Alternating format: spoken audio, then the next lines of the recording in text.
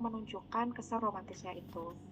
Nah, dalam analisa wacana kritis ini, saya menggunakan konsep pemikiran dari Norman Fairclough yang menganalisis dari dimensi teks dan juga praktis wacananya. Di mana dalam dimensi teks ini, saya melihat dari penggunaan metafora untuk menciptakan kesan romantis itu, dan dari praktis wacananya itu atau praktis sosialnya itu, saya mencoba menghubungkan makna puisi dari Sapadi Djoko Damono dengan realitas sosial yang ada di sekitar kita. Nah, ini saya fokus dari kumpulan puisinya itu kan ada banyak, tapi saya mengambil contoh ini ada sekitar 3 puisi yang coba saya analisis. Yang pertama adalah Sebentar, puisi Mbak pada Deni. suatu hari. Sebelum dijelaskan ke Bagaimana? analisisnya, coba dibacakan Iya. ini ya, dibacakan puisinya. Salah satu masih dapat 9. Ayo. Salah satu yang saya bacakan ya Pak ya. Ya, yang Mbak Deni pilih yang menurut Mbak Deni. Yang paling saya suka itu kebetulan antologinya nggak saya bawa ini Pak. Sebenarnya yang paling saya suka itu Sajak Desember. Oh, ya yang Mbak Deni ingat atau yang ada di situ apa? Yang ada di sini yang agak banyak itu satu bait aja ya Pak ya. Boleh. 2 bait juga nggak dilarang kok. Judulnya Pada Suatu Hari. Ya. Pada suatu hari.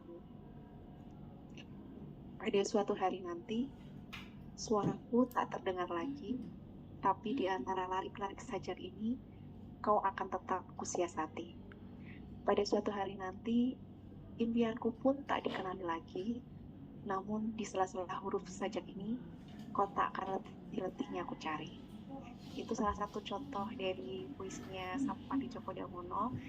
Dari 2 bait yang saya bacakan itu tadi, di situ menurut saya sudah nampak sekali ya kesan romantisnya, bahwa terlihat dari kata bahwa penulis ini ingin menjadi sosok yang tetap menemani sosok yang disebut kau lewat sajak-sajaknya.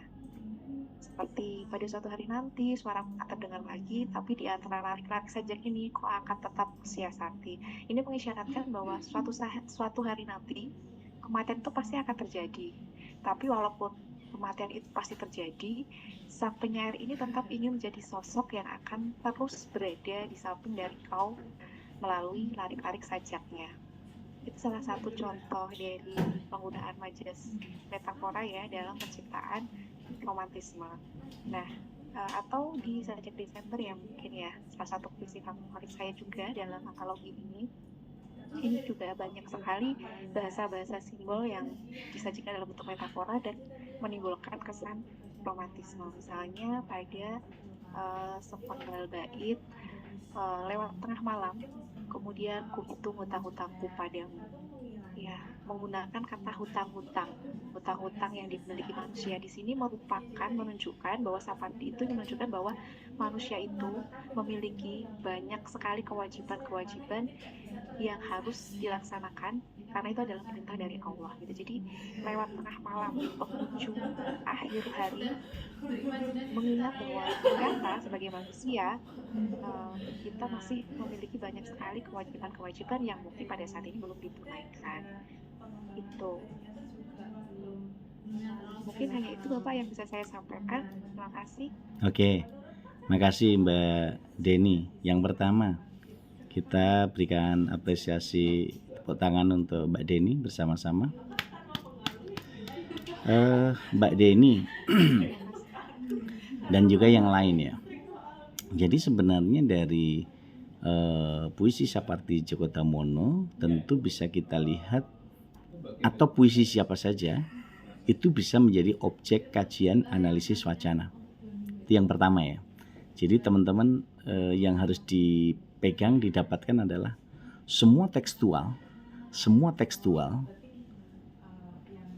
bahasa verbal itu bisa menjadi objek analisis wacana. Itu satu ya, dipegang dulu ya. Jadi tekstual apapun, bahasa verbal siapapun itu bisa menjadi objek analisis wacana. Itu yang pertama. Yang kedua, kita akan melihat sisi bentuk wacananya. Bentuk wacana itu bisa kita lihat dari berbagai perwujudan bentuk-bentuk. Masih ingat kan dulu ketika kita belajar linguistik struktural ya, ada fonologi, morfologi, sintaksis. Nah, di dalam sintaksis kita masih ingat ya, berdasarkan intonasinya kalimat kan bisa dipilah menjadi kalimat berita ya, kalimat informatif, kalimat tanya, kalimat seru kan gitu ya. Nah, sehingga kalau kita lihat tekstualnya Mbak Deni tadi yang dibacakan tadi, kalimatnya apa tadi Mbak Deni? Di suatu hari, apa tadi? Suatu hari. Kalimatmu apa tadi? Yang dibacakan suatu? Pada suatu hari nanti Stop. jasadku tak akan ada lagi. Suatu hari nanti suaraku tidak akan. Suatu hari nanti jasadku tak akan ada lagi, tapi dalam bait-bait saja ini kau tak akan kurelakan sendiri. Oke. Nah, dari tekstual itu kita lihat dia ada bentuk dan ada pesan yang disampaikan, ya kan? Nah, sekarang kita perlu tahu,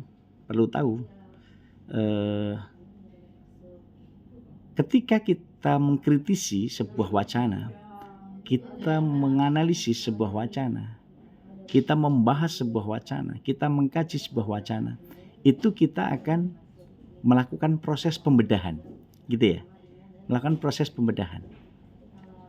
Deni Perwanti dilihat bentuknya terbentuk dari dua kata, Deni dan Perwanti. Deni ini bisa menjadi indikator laki-laki dan wanita. Pur itu indikator laki-laki, tapi wantinya itu menjadi fitur linguistik wanita. Jadi Deni Perwanti ini seorang wanita yang memiliki komitmen seperti laki-laki.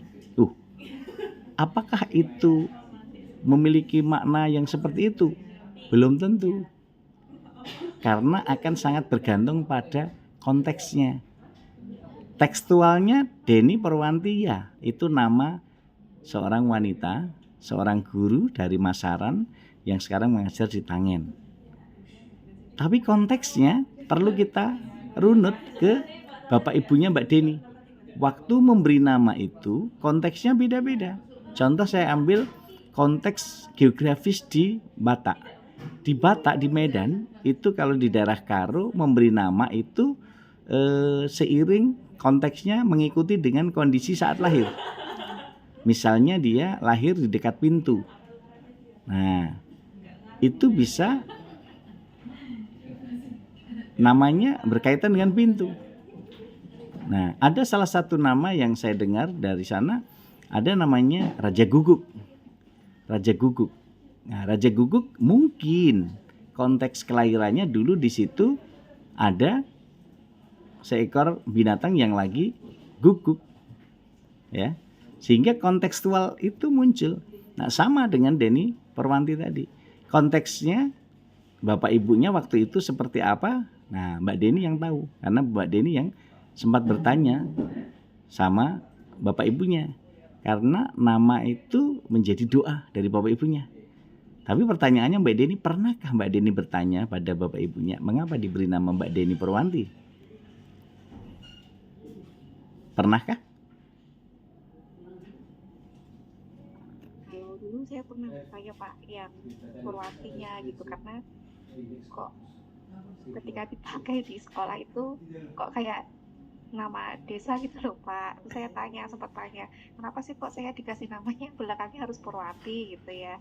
Terus ibu saya itu kemarin jawab, loh Purwanti itu dulu itu tanggane dewe loh, tapi perempuan yang cantik gitu katanya. Jadi harapannya tuh ya saya itu bisa cantik seperti Purwanti itu. Walaupun awalnya sebenarnya saya protes, kenapa harus ada Purwantinya gitu Pak. Jadi itu inspirasi dari salah satu perempuan cantik yang ada di kita. Nah, itu konteksnya. Konteksnya ketika kita lihat ibu ingin memberikan nama